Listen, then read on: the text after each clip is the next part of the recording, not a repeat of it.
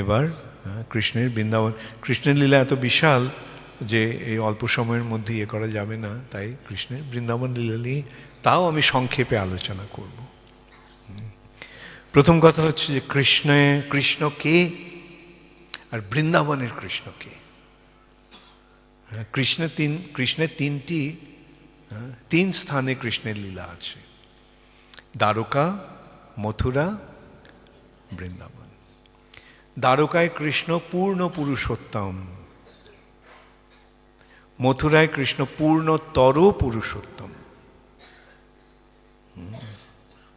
আর বৃন্দাবনে কৃষ্ণ পূর্ণতম।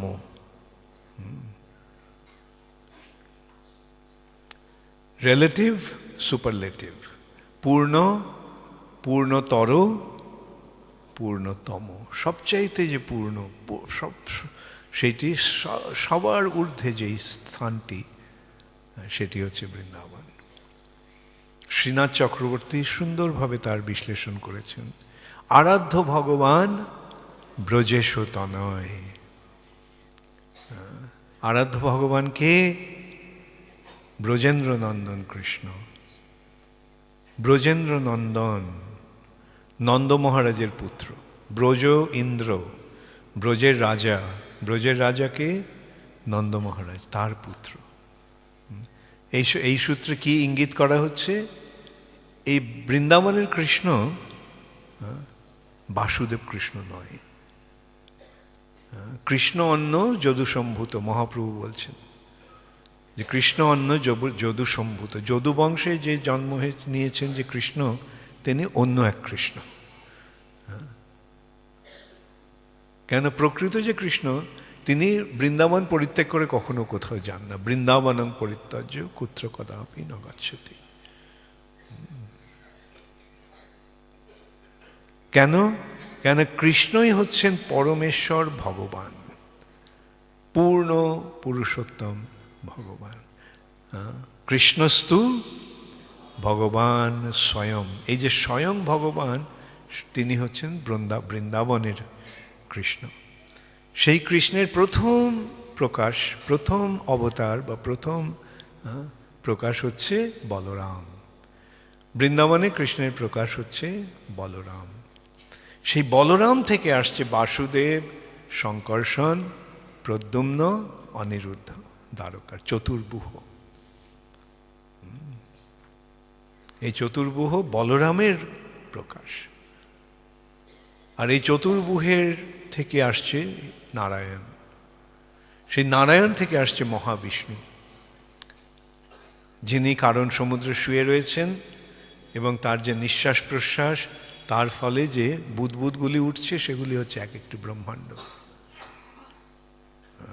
সেই মহাবিষ্ণু থেকে গর্ভদোক্ষায়ী বিষ্ণু, গর্ভদোক্ষায়ী বিষ্ণু থেকে ক্ষীরদোক্ষায়ী বিষ্ণু।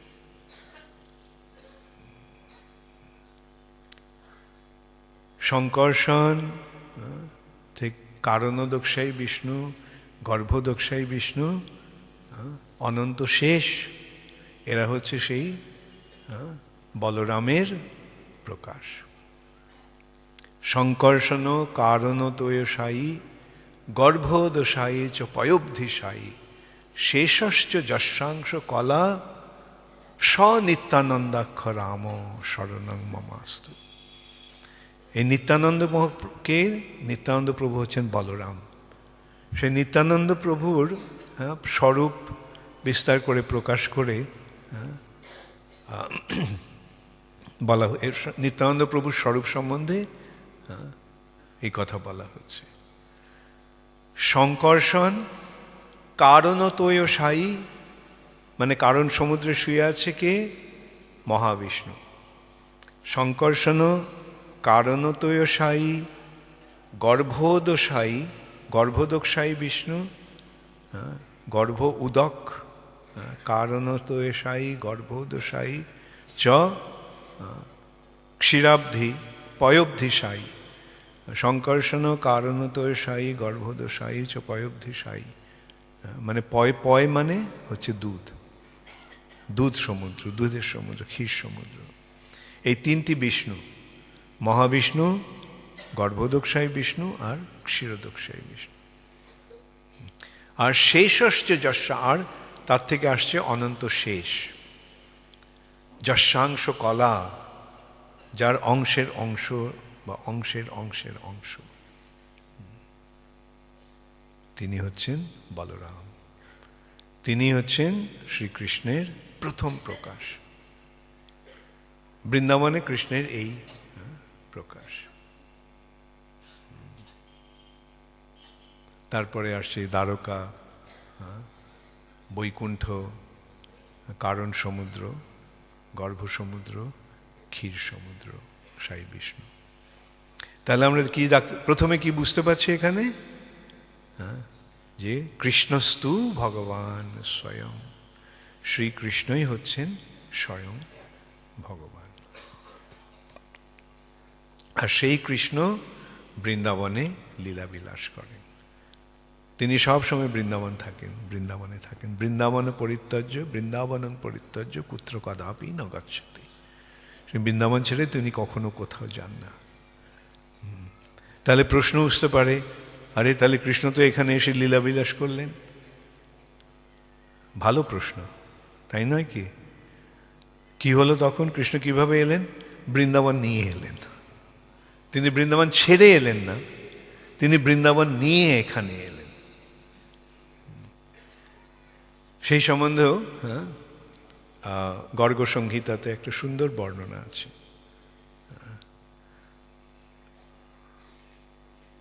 ধরণী, পৃথিবী অসুরদের অত্যাচারে নির্যাতিত হয়ে ব্রহ্মার কাছে গেলেন, গিয়ে তার দুঃখের কথা জানালেন। ব্রহ্মা বললেন চলো বিষ্ণুর কাছে যাই।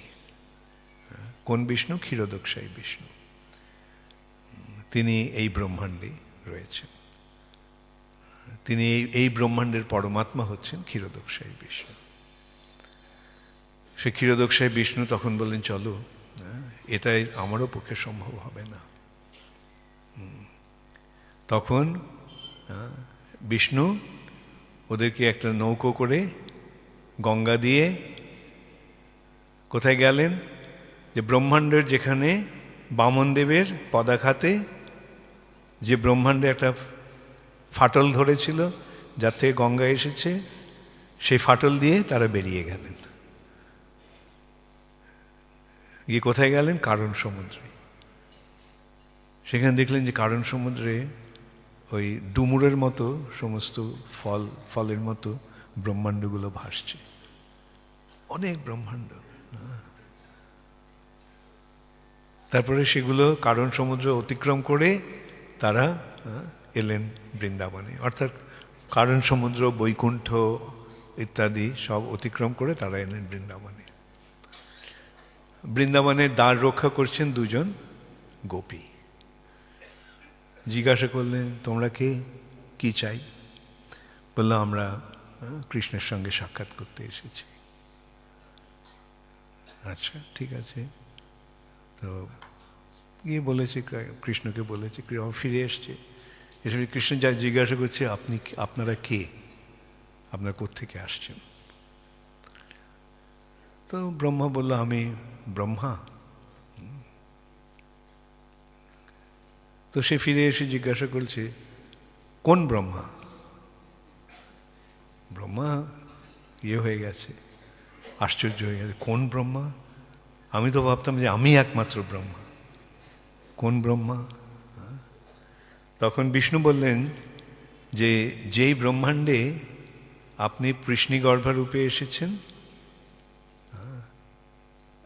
আর পৃষ্ণি পুত্ররূপে এসেছেন, এবং যেই ব্রহ্মাণ্ডে আপনি বামনদেবের ইলায় ব্রহ্মাণ্ডের আবরণটাকে ভেদ করেছিলেন। তো তারপরেও গিয়ে খবর দিয়েছে। তো বলছেন ঠিক আছে আপনারা আসুন। কৃষ্ণের কাছে গেছে। ব্রহ্মা তখন জিজ্ঞাসা করলো, আপনি আমাকে জিজ্ঞাসা করলো, আমি বললাম, তখন বলা হয়েছিল কোন ব্রহ্মা? তো আমি ছাড়া কি অন্য ব্রহ্মা আছে? কৃষ্ণ কিছু না বলে সমস্ত ব্রহ্মাদের ডাকলেন। তখন ব্রহ্মা দেখে 10 মাথা ব্রহ্মা, 100 মাথা ব্রহ্মা, 1000 মাথা ব্রহ্মা, লক্ষ মাথা ব্রহ্মা, কোটি মাথা ব্রহ্মা, অর্বুদ মাথা ব্রহ্মা। আর ব্রহ্মা দেখল আমার 4টে মাথা। তখন ব্রহ্মা বুঝতে পারলো যে এদের মাথা অনুসারে সেই ব্রহ্মাণ্ডের আয়তন, অসংখ্য ব্রহ্মাণ্ড, এবং সেই ব্রহ্মাণ্ডগুলি পরিচালনা করছে কিরকম ব্রহ্মা? লক্ষ মাথা ব্রহ্মা, কোটি মাথা ব্রহ্মা। তাহলে বুঝতে পারছো আয়তন কত বড় সেই সমস্ত ব্রহ্মাণ্ডের, এরকম অগণিত ব্রহ্মাণ্ড। তখন ব্রহ্মা বুঝতে পারলো যে পৃথিবীর এই জগতের আয়তনটা কিরকম, কত অসংখ্য কোটি ব্রহ্মাণ্ড রয়েছে, এবং সেই সমস্ত ব্রহ্মাণ্ডগুলি হচ্ছে জড় জগতে ভগবানের সৃষ্ট প্রথম জীব। তারা প্রত্যেক ব্রহ্মাণ্ডে ব্রহ্মা রয়েছে, আর সেই সমস্ত ব্রহ্মাণ্ডরা গর্ভদোষের বিষ্ণুর নাভি থেকে আসছে। যাই হোক, তো কৃষ্ণকে যখন বললেন ব্রহ্মা তার দুঃখের কথা, তখন কৃষ্ণ আশ্বাস দিলেন, ঠিক আছে আমি যাচ্ছি। তো কৃষ্ণ যখন বললো যে আমি যাচ্ছি, ব্যাস রাধারানী মূর্ছিত হয়ে পড়লেন। এই কৃষ্ণ চলে যাবেন এই কথা শুনে ব্যাস রাধারানীর সংজ্ঞা লোপ পেল। যখন সংজ্ঞা ফিরে এলো তখন কৃষ্ণ আশ্বাস দিলেন, আমিও, তুমি কিছু ভেবো না, তুমি আমার সঙ্গে যাবে। রাধারানী বলে, না, এই বৃন্দাবন ছেড়ে আমি কোথাও যেতে চাই না। যেখানে কালিন্দী নেই, যমুনা নেই, যেখানে গোবর্ধন নেই, সেখানে আমি যেতে চাই না। তখন কৃষ্ণ বললেন, ঠিক আছে, তাহলে এই ব্রহ্মাণ্ডরা এই ব্রজের একটা অংশ আমি পাঠিয়ে দিচ্ছি ওখানে। এইভাবে কৃষ্ণের আসার আগে ব্রজ এই পৃথিবীতে প্রকট হল। তারপরে কৃষ্ণ এলেন লীলা বিলাস করতে। এইটি হচ্ছে ব্রজেন্দ্র নন্দন কৃষ্ণের বৈশিষ্ট্য। এই ব্রজলীলা কৃষ্ণ বিলাস করেন কখন? ব্রহ্মার একদিনে একবার। ব্রহ্মার একদিনে কত?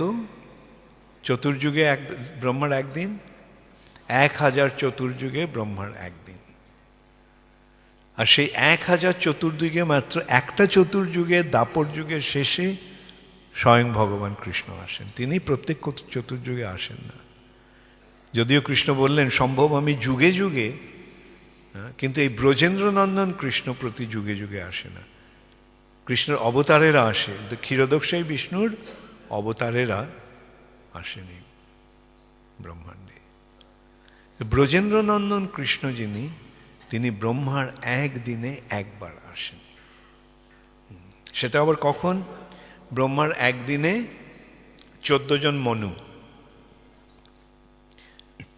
14 জন মনুর মধ্যে 14 জন, এক একজন মনুর আয়ুষ্কাল কত? 1000কে 14 দিয়ে ভাগ করলে কত হয়? 71। তো 71 চতুর্যুগে একটা মনুর স্থিতিস্কাল। 71 চতুর্যুগে এক একটা মন্বন্তর, মনুর রাজত্বকাল। আর সেই 71-এর মধ্যে অষ্টবিংশতি চতুর্যুগ, 27টা চতুর্যুগ চলে গেলে যে অষ্টবিংশতি চতুর্যুগ আসে, সেই চতুর্যুগের দাপরের শেষে স্বয়ং ভগবান শ্রীকৃষ্ণ আসেন।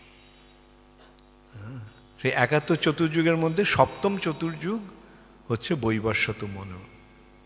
সেই বৈবস্বত মনুর অষ্টবিংশতি চতুর্যুগে কৃষ্ণ একবার আসেন দাপরের শেষে। আচ্ছা, এখন যদি আমরা বিচার করে দেখি এটা কোন মন্বন্তর? সপ্তম মন্বন্তর, বৈবস্বত মন্বন্তর। ইমং বিবস্বতে যোগং প্রক্তবান অহম অব্যয়ম। কৃষ্ণজি বলছেন বিবস্বানকে তিনি এই জ্ঞান দান করেছেন। বিবস্বান মনবে প্রাহ, বিবস্বান তার পুত্র মনুকে এই জ্ঞান দান করেছেন। সেই তিনি হচ্ছেন বৈবস্বত মনু। সেই বৈবস্বত মনুর রাজত্বকাল হচ্ছে এই সপ্তম মনুর রাজত্বকাল। তার মধ্যে 27টা চতুর্যুগ চলে গেছে, অষ্টবিংশতি চতুর্যুগ চলছে, সেই অষ্টবিংশ চতুর্যুগের দাপর যুগের শেষে কৃষ্ণ এসেছেন। তাহলে কিছুদিন আগে কৃষ্ণ এসে গেছেন। তারপরে আর কলিযুগ শুরু হয়েছে। যখন কৃষ্ণ তার লীলা সংবরণ করলেন, তখন কলিযুগ শুরু হলো। দাপর যুগ শেষ হয়ে গেল, কলিযুগ শুরু হলো। তো কৃষ্ণ তার লীলা সংবরণ করার পরে কৃষ্ণ ভাবলেন, যথেষ্ট বিহরি কৃষ্ণ করে অন্তর্ধান, অন্তর্ধান করি মনে করে অনুমান। অন্তর্ধান করে কৃষ্ণ মনে মনে ভাবলেন, চিরকাল নাহি করি প্রেম ভক্তি দান, প্রেম বিনা জগতের নাহি অবস্থান। আমি চিরকাল দীর্ঘকাল আমি এই প্রেম ভক্তি দান করি না, এই ব্রজপ্রেম আমি দান করি না। ব্রজপ্রেম কখন দান করেন? তিনি ওই যে 1000 চতুর্যুগের মধ্যে একবার যখন আসেন ব্রহ্মার একদিনে, তখন তিনি কেবল এই ব্রজলীলা বিলাস করেন। আর ব্রজলীলার বৈশিষ্ট্য কি? ব্রজলীলায় কৃষ্ণ নররূপে লীলা বিলাস করছেন, মানুষের মতো লীলা বিলাস করছেন। কৃষ্ণেরও যতেকো খেলা, তার মধ্যে নরলীলা, নরবপু তাহারও স্বরূপ। কৃষ্ণের যত সমস্ত লীলা আছে, তার মধ্যে নরলীলা, মানুষের মতো যে কৃষ্ণের যে রূপ, সেই রূপটা হচ্ছে কৃষ্ণের স্বরূপ, আর সেই লীলাটাই হচ্ছে সর্বোত্তম। কৃষ্ণেরও যতেকো খেলা, তার মধ্যে নরলীলা, নরবপু তাহারও স্বরূপ। এই মানুষের মতো রূপটা হচ্ছে কৃষ্ণের স্বরূপ, অর্থাৎ তিনি দ্বিভুজ শ্যাম সুন্দর। এখন কৃষ্ণ যে নররূপে আসেন, তার মানে কৃষ্ণ একজন মানুষ না। এখানে আমাদের বুঝতে হবে কি, কৃষ্ণের স্বরূপটা কৃষ্ণ কৃপা করে আমাদের দিয়েছেন। কৃপা করে কৃষ্ণ তার নিজের রূপটা আমাদের দিয়েছেন। এটা মানুষদের পক্ষে একটা মহা সৌভাগ্যের লক্ষণ। আমরা যে এই রূপটা পেয়েছি, এই রূপে কৃষ্ণের ব্রজলীলাকে আমরা যথার্থভাবে হৃদয়ঙ্গম করতে পারি এবং সেই লীলাতে প্রবেশ করার একটা সুযোগ আমরা পেতে পারি। তো কৃষ্ণ সেই কথাটাই বলছেন যে আমি আমার ব্রজলীলা বিলাস করলাম, কিন্তু এখন মানুষের এই লীলায় প্রবেশ কি করে করবে, সেই সম্বন্ধে কৃষ্ণ আরো বিশ্লেষণ করলেন যে সকল জগতে মরে করে বিধি ভক্তি। বিধি ভক্তি, এই বিধি ভক্তির দ্বারা ব্রজপ্রেম লাভ করা যায় না। বৈধি ভক্তির ফলে বৈকুণ্ঠ লাভ হয়। আর বৈকুণ্ঠ কি? বৈকুণ্ঠতে কৃষ্ণ কোন রূপে? নারায়ণ রূপে। নারায়ণের কিরকম রূপ? চতুর্ভুজ রূপ, তার 4টে হাত। কৃষ্ণের, নারায়ণের 4টে হাত। তাহলে বৈকুণ্ঠের নিচে নারায়ণ। এখানে আরেকটা জিনিস আমরা বিচার করতে পারি, এই জড় জগৎটা হচ্ছে চিৎ জগতের প্রতিবিম্ব, প্রতিবিম্ব, প্রতিফলন। প্রতিফলনটা কিভাবে আসে? তুমি যদি একটা আয়নার উপরে, ধরো একটা আয়নার উপরে দাঁড়িয়ে থাকো, তাহলে আয়নার সবচেয়ে ওপরে কোনটা থাকবে? পাটা। আর কোথায় থাকবে? মাথাটা সবার নিচে, উল্টো। তো সবচাইতে উচ্চ স্তরের যে স্থান, ব্রজ, সে ব্রজে কৃষ্ণের যে রূপ, সেই রূপটা আমরা পেয়েছি। আচ্ছা, ওপর তার নিচের রূপ জায়গাটা কি? বৈকুণ্ঠ। বৈকুণ্ঠের রূপটা কারা পেয়েছে? এখান থেকে যারা আমাদের ওপরে আছে, স্বর্গের দেবদেবীরা। দেবদেবীদের কটা হাত? 4টে হাত, তাই না? তো ওরা বৈকুণ্ঠের প্রতিফলন। তো এইভাবে আমরা দেখতে পাচ্ছি যে এটা আমাদের কি একটা চরম সৌভাগ্য। আমরা কৃষ্ণের রূপটা কৃষ্ণ আমাদের দিয়েছে। কৃষ্ণেরও যতেকো খেলা, তার মধ্যে নরলীলা, মানুষের মতো যে লীলা, নরবপু তাহারও স্বরূপ। এখন কৃষ্ণ মনে মনে ভাবলেন কি করে মানুষ আমার এই ব্রজলীলা বুঝতে পারবে। আর সাধারণত মানুষ বৈধি ভক্তিতে আমার ভক্তি করবে, এবং বৈধি ভক্তির যখন পূর্ণতা লাভ হবে তখন তারা বৈকুণ্ঠে চলে যাবে। তাহলে বৈকুণ্ঠে চলে গেলে সেখানে তো নিত্যস্থিতি, তাহলে ওখান থেকে ওরা আসবে কি করে বৃন্দাবনে? তাই জন্য কৃষ্ণ ঠিক করলেন যে তিনি ভক্ত রূপে আসবেন।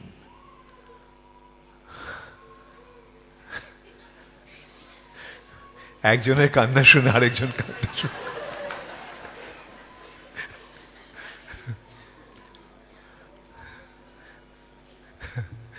তো ব্রজের সেইটি হচ্ছে, সেই জন্য চৈতন্য মহাপ্রভু এসেছেন। তাই জন্য আমাদের এখানে বুঝতে হবে চৈতন্য মহাপ্রভু যে বস্তুটি দিলেন সেটা আগে কখনো দেওয়া হয়নি। অনর্পিত চরিং চিরাত করুণায়াবতীর্ণ কলৌ। অনর্পিত, অর্পণ মানে দেওয়া, আর অনর্পিত মানে অনটা কি করছে, নেতিবাচক, না করছে। হ্যাঁ, আহার অনাহার, তাই না? আহার নেই মানে অনাহার। হ্যাঁ, তাহলে এই যে অন শব্দটা নেতিবাচক, না করে। তাহলে অর্পণ মানে দেওয়া, অনর্পিত মানে কখনো দেওয়া হয়নি। চরিং চিরাত, চিরাত মানে দীর্ঘকাল, দীর্ঘকাল কতদিন? 1000 চতুর্যুগ দেওয়া হয়নি এটি। এবং সেটি দেওয়ার জন্য করুণায়া, কৃপা করে অবতীর্ণ কলৌ, কৃষ্ণ অবতীর্ণ হয়েছেন। কি দেওয়ার জন্য? সমর্পয়িতুম উন্নত জলরসাং স্বভক্তি শ্রিয়ম। উন্নত উজ্জ্বল রসে তার যে ভক্তি, সেটি দান করার জন্য তিনি এসেছেন।